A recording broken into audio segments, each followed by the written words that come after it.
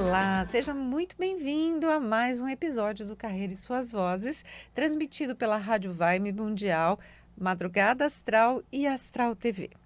Hoje eu estou aqui com um amigo muito querido, né? Nos conhecemos há mais de 15 anos, o Emanuel Campos. Seja muito bem-vindo, Emanuel. Obrigado, olá a todos, é um privilégio estar aqui, obrigado pelo convite. Eu que agradeço você ter vindo.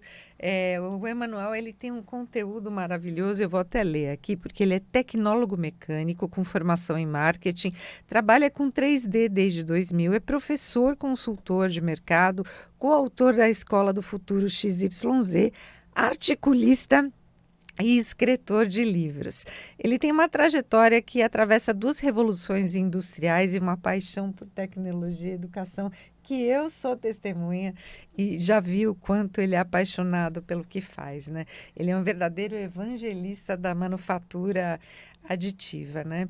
E para quem é gerente, para quem é gestor do seu negócio, para quem é empreendedor, vai adorar essa conversa, então vem correndo aqui ouvir o que a gente tem para dizer, porque o Emanuel ele já chamou muita atenção para toda essa questão, né, da impressão 3D, né? O que é que mais te chamou a atenção lá no começo da sua carreira, quando você era estagiário e quis vir para essa área, Emanuel?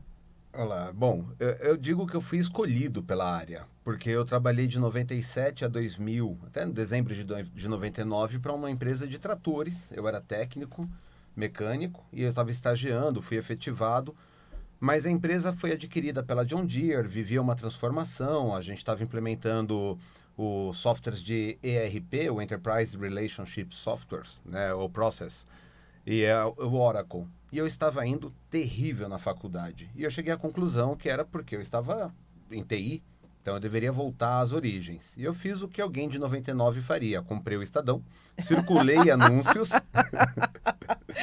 Ai, e nós fui da geração X a somos nossa terríveis. geração Nós somos terríveis, né, em relação a isso, a porque a gente tem tecnologia. muita história para contar, né? É. Então você comprou o Estadão e circulou Eu aquele circulei anúncio. aos domingos os anúncios e um me chama para conversar e ele me mostra o equipamento aqui na próxima Paulista e ele fala, isso que você vai trabalhar. Eu falei, eu não tenho ideia do que seja isso. E o Ah, que isso era isso? era uma impressora 3D, na época chamada de Centro de Prototipagem Rápida, Já em 99. em 99, e eu comecei em janeiro de 2000 nessa oportunidade, e foi paixão à primeira peça.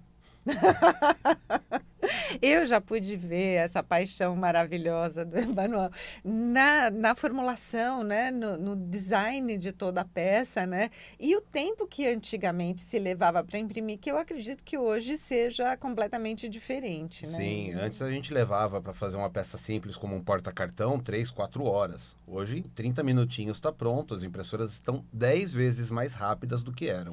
E o material mudou? Nós temos muitos materiais. Temos desde pós-metálicos, que são compatíveis com impressoras de baixo custo, e superpolímeros, plásticos que simulam metal na condutividade térmica, elétrica.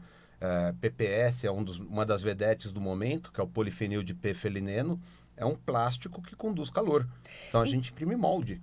Isso é maravilhoso, porque quem começou a ser empreendedor recentemente ou tem um desafio grande, né, para fazer os seus modelos, né, dos seus produtos, pode recorrer a uma impressão 3D, né? Sim, antigamente você tinha a barreira de entrada para ter uma indústria que ela era muito alta, comprar máquinas, comprar equipamentos. A impressora 3D ela democratiza o acesso aos equipamentos e a produção industrial. Hoje qualquer casa, qualquer garagem pode efetivamente se tornar uma mini indústria. Nossa, isso é fantástico, né? Ainda mais você que já acompanhou de perto duas revoluções industriais, né? O que é que mudou na prática o jeito das empresas trabalharem? No passado, quando a gente queria desenvolver um produto, nós tínhamos que ter uma pessoa que era de design, um desenhista industrial.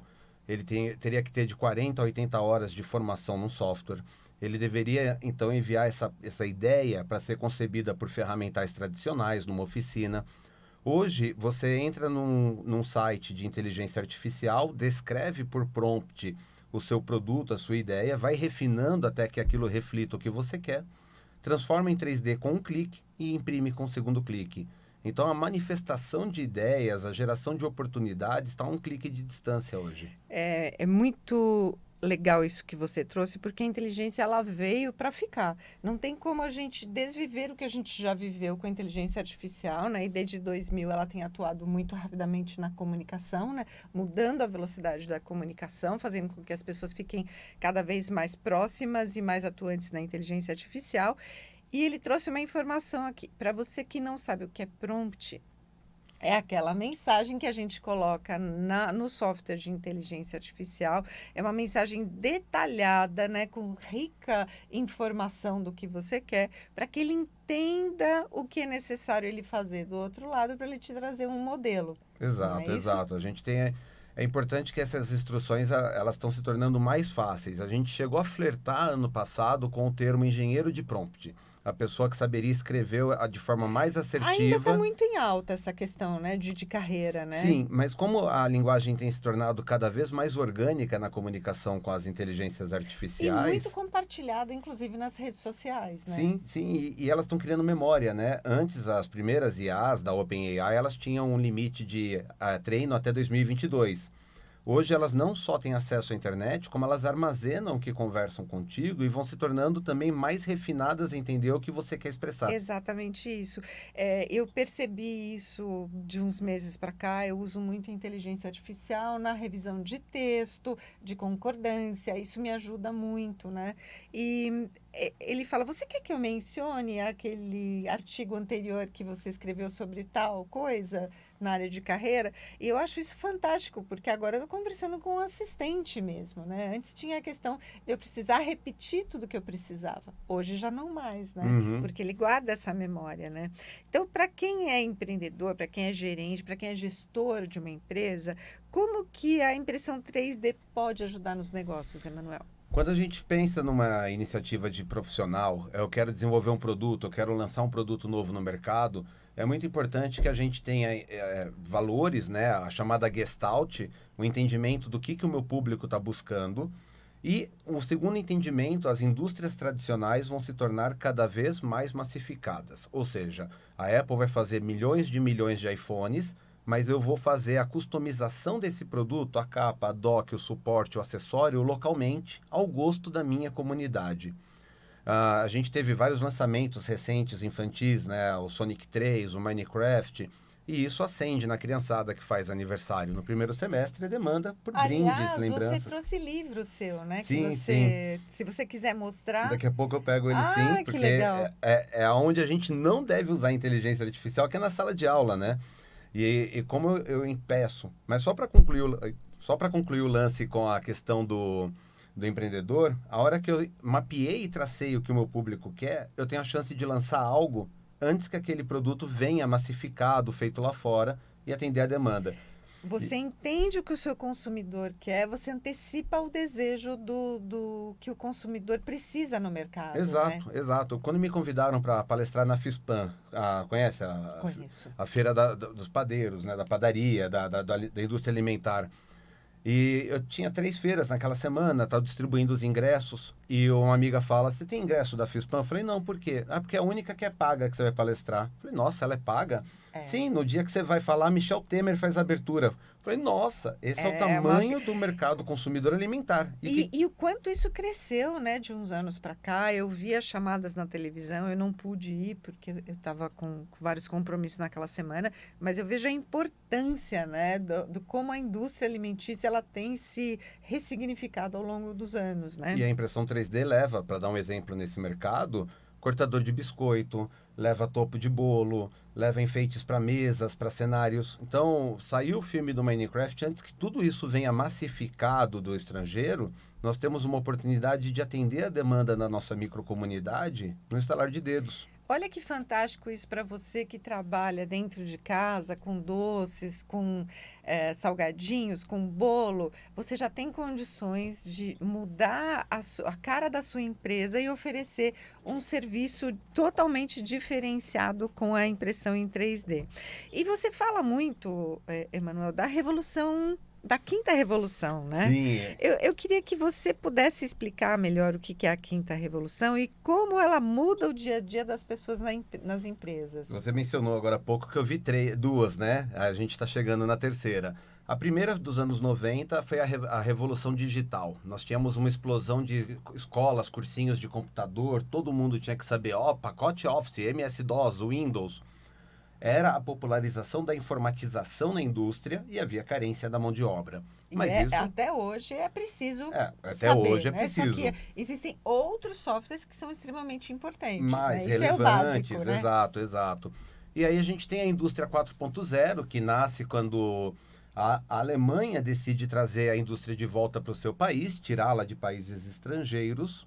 E nesse momento eles aceitam um acordo, Sigmund Dias, então secretário de Ciência e Tecnologia, junto com principais expoentes da indústria alemã, Puma, Adidas, Volkswagen, Audi, BMW. Eles concordam em devolver a indústria para a Alemanha desde que não existisse uma obrigação de um número mínimo de funcionários. Então, nasce o termo fábricas autônomas na indústria 4.0.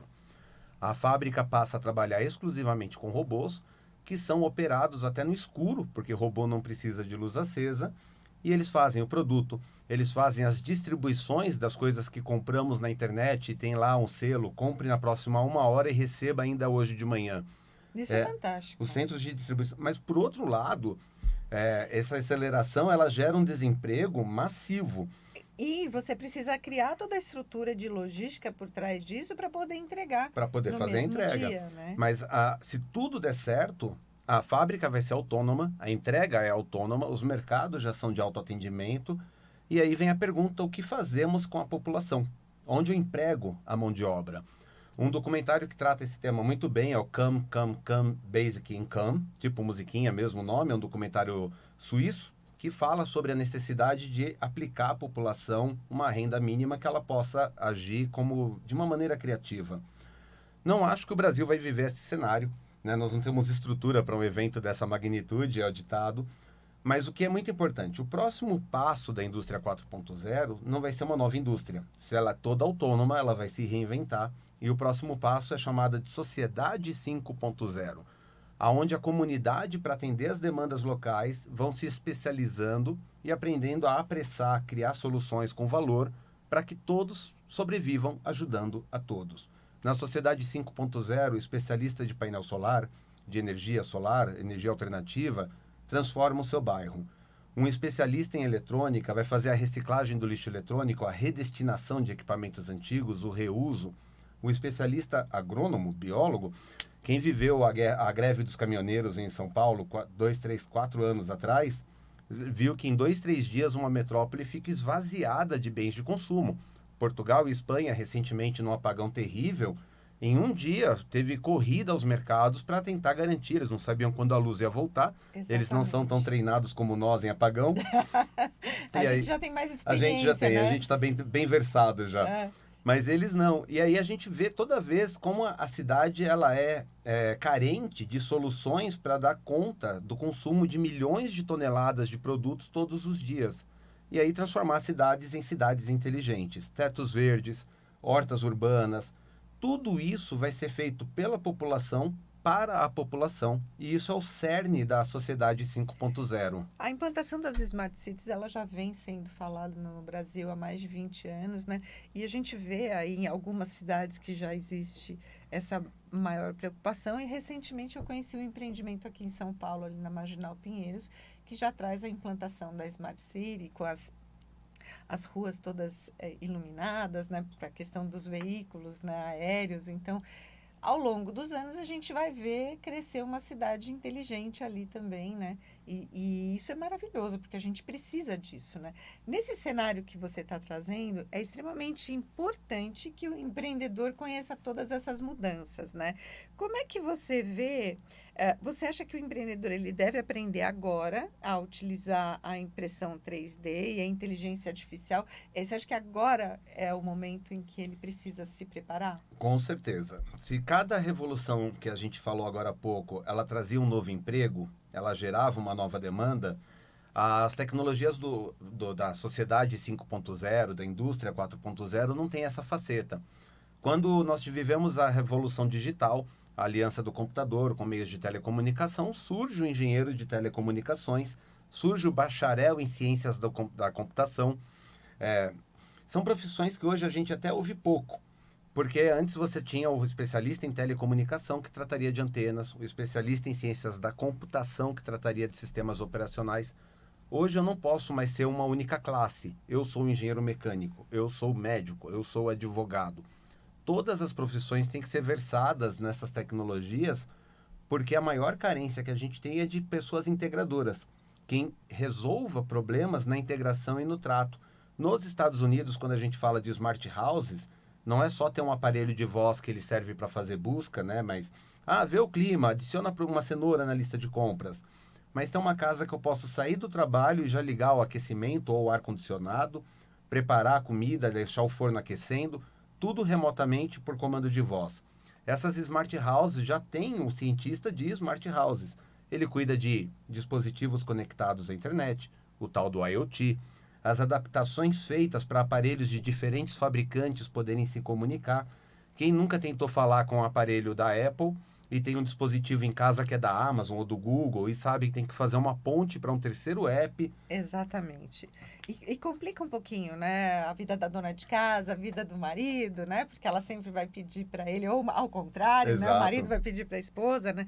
Eu adoro tecnologia, né? E curto muito essa questão da casa inteligente, né? Em casa eu tenho o aplicativo para máquina de lavar roupa, para máquina de secar, para lavadora, né? Para air fryer, para o quê? O aspirador robô. O robô. aspirador robô eu tenho em casa. Isso é maravilhoso, porque isso facilita, tira a gente do operacional, coloca a gente numa questão de poder viver melhor, né, com mais qualidade, bem-estar e saúde com a minha família. Né? Porque a partir do momento em que a pessoa dentro de casa ela precisa operar todas essas máquinas, ela vai ter mais qualidade se ela tiver tempo para isso, né? Mas o profissional de hoje ele tem que ser versado em todas essas ciências, né? Se uma empresa fala, eu faço aspirador de pó e ela se acomoda, ela nunca teria visto a demanda de aspiradores inteligentes que fazem varredura, que via app eu bloqueio uma área da minha casa para que o aspirador não vá lá enquanto o cachorro está ali. Identifica, né, que o gato vem vindo, né? Exato. Que ali tem mais pelo. Isso é muito importante a gente falar, porque uma pessoa que está feliz em casa, que tem uma vida saudável e sustentável em casa, ela leva isso para dentro da empresa dela e ela começa a olhar oportunidades dentro da empresa através das máquinas, né? E você fala muito disso nos seus cursos, palestras, consultoria, né? Como é que toda essa experiência em 3D e novas tecnologias, ela pode preparar os profissionais e empresas para um futuro de mercado melhor? E existe um livro chamado EC, do Randall Munroe, que era ex-programador de robôs e hoje é quadrinista na internet, mas é um cientista. Então, eu uso muito o material dele para dizer que toda inovação que a gente cita é óbvia, que parece evidente, como o robô aspirador que a gente falou agora. Colocar um IoT, colocar um sensor de profundidade, um sensor de movimento para que ele evite o cachorro, para que ele não atropele o gato, limpe uma área e a outra não, porque ela tem algum líquido caído. Toda inovação que já aconteceu é óbvia. Mas a inovação que não aconteceu, aquela que nos faz nos perguntar e se a gente fizesse isso e aquilo? Parece também óbvio, parece que é fácil. Então é só me perguntar e se. Mas o que a gente tem que preparar as pessoas é que tem perguntas que vão fazer os seus vizinhos te olharem torto, te questionar. Falar, nossa, vamos dar um exemplo tangível. É óbvio hoje, depois dos incêndios que o Brasil viveu, que eu posso bloquear um incêndio florestal colocando fogo numa área controlada. E aí é que o fogo chega na área desmatada e ele para. Então, inclusive aconteceu muito isso. Aconteceu muito, a gente viu bastante. Mas para algumas pessoas, no passado, isso já parecia uma ideia estapafúrdia. Da mesma forma, imagina o que pensava o cientista que viu uma ferida infeccionada, com muito pus, e fala, e se eu esfregar um bolor de um pão aqui, será que melhora? E ele descobria a penicilina, um processo de cura. Mas não recomendo que ninguém faça isso, tá? Só estou dizendo que as inovações, elas podem levantar indagações. Mas você tem certeza? Como que isso vai dar certo? E são essas as perguntas mais valiosas. Chegar naquela pergunta que é o limiar entre será que é uma boa ideia ou será que é uma ideia tonta? E aí, como é que eu valido esses conceitos? Não na medicina, mas para todas as ideias de produtos, bens de consumo, conceitos de auxílio à vida de pessoas com deficiência ou pessoas sem deficiência em sua casa ou indústria, a impressão 3D me permite validar ideias com um estalar de dedos. Achar aquele produto que ninguém pensou nunca, A cadeira que se vai cair de costas, um pezinho se alarga e protege a pessoa de cair da cadeira. Isso é dos Simpsons, eu sei. Já foi inventado também. Mas tem a questão das próteses, né? Próteses, órteses. De verdade, uma das maiores startups do mundo em bioimpressoras com células vivas é brasileira. Alguém se perguntou, e se eu usar células depositadas por uma seringa no meio gelatinoso nutricional, e eu desenho com isso uma orelha nesse meio gelatinoso, porque as células têm que parar no lugar, né? Elas não podem escorrer. E depois eu estresso as células com luz UV, com eletricidade, com radiações de baixa frequência, e uma célula estressada se defende, ela funde uma outra. E nasce a BioEdTech Quantis, uma startup brasileira, da Janaína Nernosec, aliás, abraço Janaína, e que é uma das maiores do mundo em peles para queimados, em micro-órgãos para testes medicamentosos. Será que esse remédio afeta as sinapses de um neurônio? Faz uma almôndeguinha de neurônios, deixa eles criarem sinapse e põe o remédio para ver. Esse é o grande tema. E para você que tem essa curiosidade, né? Para você que também pensa em coisas que as pessoas não pensaram, acredite no seu talento, né? Porque é extremamente importante a gente levar isso adiante, né? Procure uma pessoa como o Emanuel, né? Que pode te ajudar a dar mais vazão para as suas ideias, né? E no seu ponto de vista, quais são os setores de mercado que são os mais impactados pela impressão 3D, tanto hoje quanto nos próximos anos? Quando a gente pensa nisso, sempre o consumo local vai ser o maior impacto. Os marketplaces estão forrados de produtos que resolvem problemas que a empresa que criou o produto não pensou. O Google Home é muito bonitinho, mas ele é uma bola, ele sai rolando. O suporte é caríssimo. Então, hoje nós temos milhares de produtos ofertados que suportam um Google Home, uma Alexa na sua casa melhor. Toda vez que eu tenho a chance de deixar, principalmente o brasileiro, que é um povo tão inovador, tão inventivo, trabalhar com uma ideia, com um conceito e dou a ferramenta para que aquela ideia seja materializada, nós vamos ver uma expansão de microcomunidades, de comunidades da cidade, de bairros, criando produtos, soluções para suas demandas regionais, personalizadas à medida e até pintadas, caracterizadas com gostos daquela comunidade. Isso é muito gostoso, é muito bom ouvir você falar tudo isso. A gente está chegando no final da nossa entrevista e eu quero que você mostre os seus livros, por favor, né? Esse livro ele é da sua escola. Isso, a gente tem a Escola do Futuro, é uma coleção paradidática, utilizada por 160 mil alunos em redes municipais diversas, que ensina o professor... Posso ver? Claro, por favor. Inclusive, estes são seus.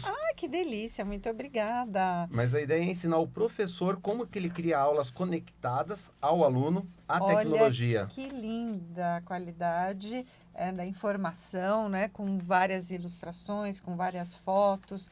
Eu conheço você sempre foi muito precioso, né? Com relação à informação, e isso é fantástico, né? Então... Quem é que recebe esse livro? Que tipo de escola que recebe? A rede municipal que quer levar para os seus alunos tecnologia dentro da sala de aula, não para um turno depois ou antes do horário de aula. Qual que é a idade que a criança... A gente vai do 1º ao 9º ano do fundamental, são 18 livros, um para cada ano letivo do aluno e um livro do professor para cada ano. Que lindo! Então, para quem tiver interesse na área da educação e quiser fazer contato com você para poder levar os seus livros para dentro da escola, como é que a pessoa faz? Contato @escoladofuturo.xyz, os 3 eixos da impressora 3D.